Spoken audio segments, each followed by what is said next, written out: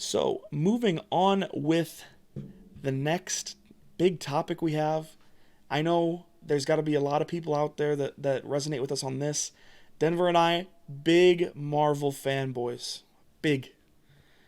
You know, I grew up on the Infinity Saga. Dude, Iron Man changed my life. Robert Downey Jr. in that character literally changed my life and the way I look at movies. And WandaVision has been a blessing. I'm just going to come out and say it. We're now basically at the halfway point. Thought this would be a good time to pick it up. Just perfect timing on our part. And I'll let you take it away since you're big into this show right now. And yeah.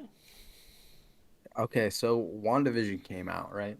And my first thought was awesome, like from the rip, because it's been like a good year and a half, couple, yeah, since we've got anything new Marvel released. The pandemic hit and everything slowed down for a good chunk of time, and so this is feel refreshing.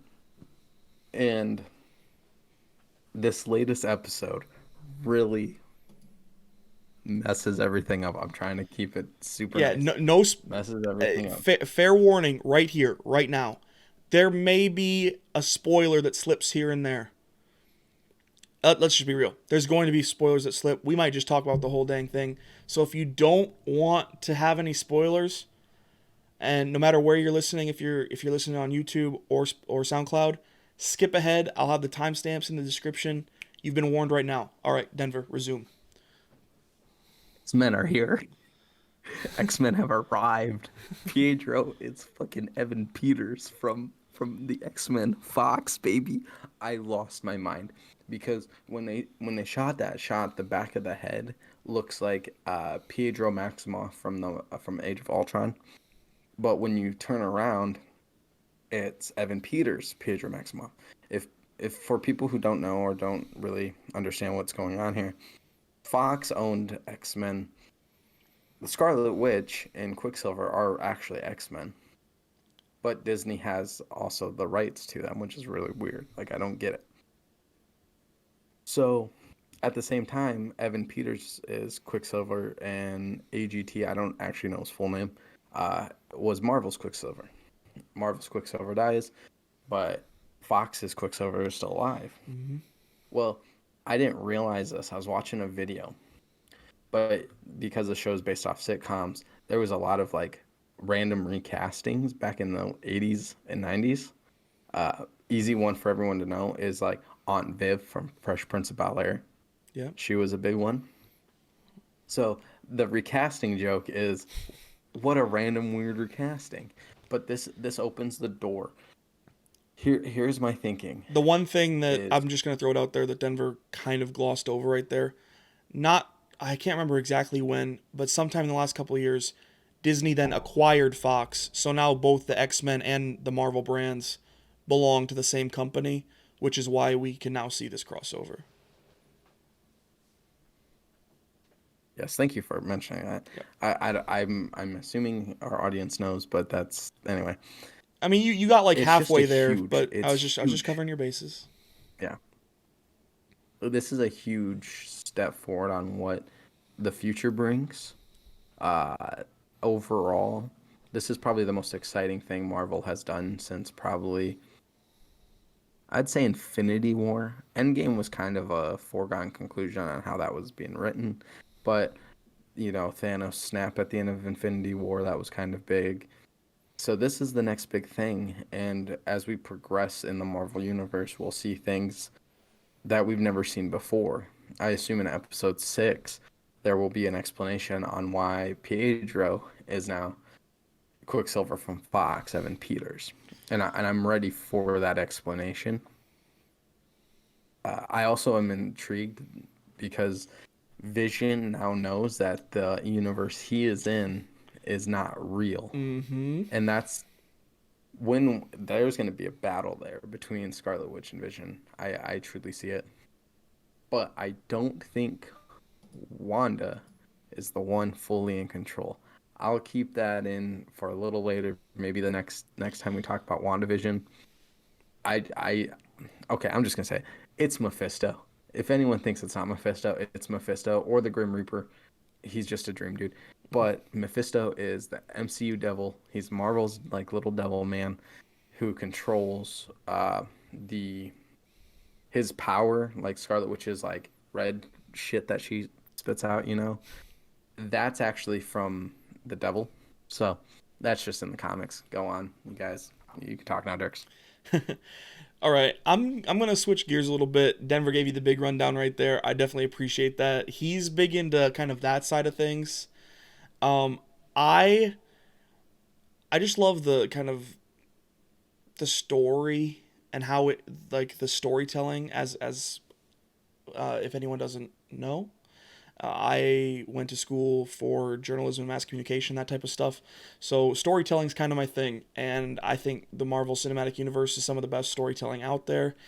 So that I don't like any spoilers. I try to avoid spoilers at all costs. So I had no idea really what was going on heading into WandaVision. They dropped those first couple episodes a few weeks back, and I watched them, and I'm not gonna lie, I told Denver this too. I was a little underwhelmed because it didn't really seem, since I didn't really, the path was not clear to me just based off the first two episodes. And that's fine because they've definitely resolved that in these next few, and I can see the arc a little bit more clearly now.